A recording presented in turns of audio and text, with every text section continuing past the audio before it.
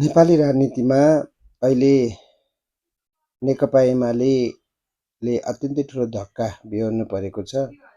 वास्तवमा यो धक्का भनेको चाहिँ नेतृत्वको कमी कमजोरीको कारणले हो। धेरै पहिलादेखि नेतृत्वमा अहमता, घमण्डता, अहङ्कार उत्पन्न भएको थियो। जनताहरू धेरै रुष्ट बनिसकेका थिए। विभिन्न घटनाहरू घट्यो, त्यो नेतृत्वको कमी कमजोरीको कारणले हो। फागुन 21 गते भएको आम निर्वाचनले पार्टीलाई किनारामा पुर्याइदियो। अत्यन्त ठुलो धक्का बेहोर्नु पर्यो। इतिहासमै सबैभन्दा नराम्रो हार बेहोर्नु पर्यो।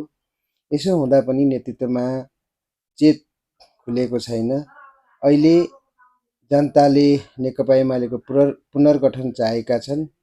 नेतृत्व परिवर्तनको कुराहरू चाहेको छन्। नेतृत्व हस्तान्तरको कुराहरू चाहेको छन्। नीति नेतृत्व र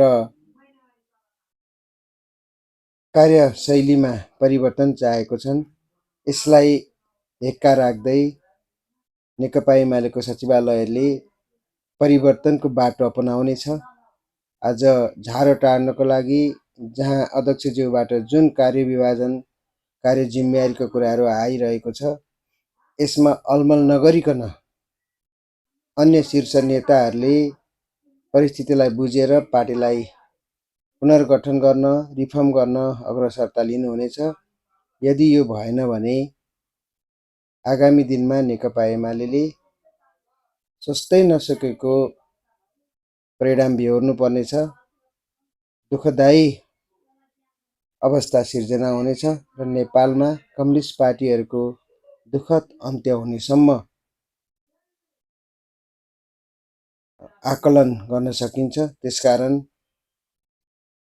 आज नेकपा एमालेका अध्यक्षले अनेकौं बहानाबाजी गरे पनि अन्य नेतागणहरूले परिस्थितिको गम्भीरतालाई बुझेर अघि बढ्नुहुनेछ भन्ने मैले आशा लिएको छु र हार्दिक आग्रह पनि गर्दछु।